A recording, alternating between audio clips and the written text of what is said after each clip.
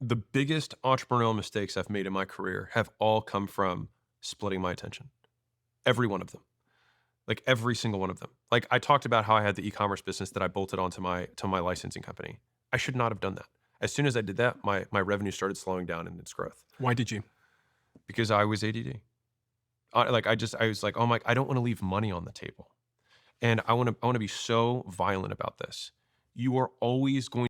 You're leaving a small amount of money on the table to pursue the much larger money that's on another table of just sticking with the thing that you're on right now, because compounding, and you want to think about moving to year zero of a new thing, you have to compare.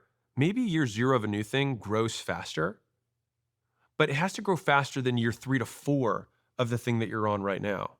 And I think that's people will compare year zero to year zero, but not year 4 to year zero. And the thing is we have a linear life. And so it's an unfair but true comparison of the opportunity cost.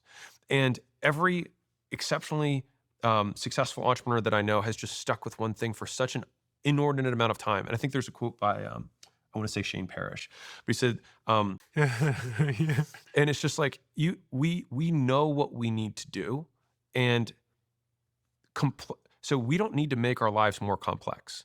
Complexity will come with scale, I promise.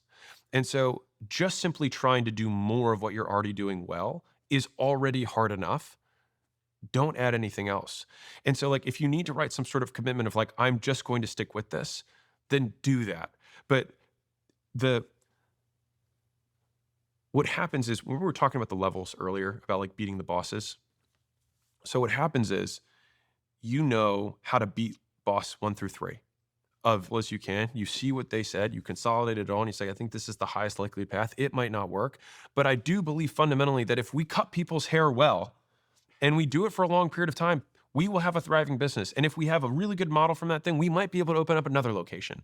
And if we keep like I have yet to find a business that can't get to $100 million a year that has a permutation of it that exists. Your lines. They're actually very sane goals if you extend the timeline out. If you have a true 10-year goal, you kind of like those big numbers. And most people who are listening to this are 5 years into entrepreneurship, but you're 6 months into the thing that you've been working on right now. And you keep restarting the clock for getting to year 10 every time you start over. And I think that's the part that it took me a very long time to figure out. And I think it takes a lot of entrepreneurs. Like everyone messes around with a lot of stuff in the beginning because you just don't know what you're doing. And so in my experience, it takes about 5 years for most entrepreneurs that I know to just like find something that works. Yeah. Like, it takes about Yeah. 5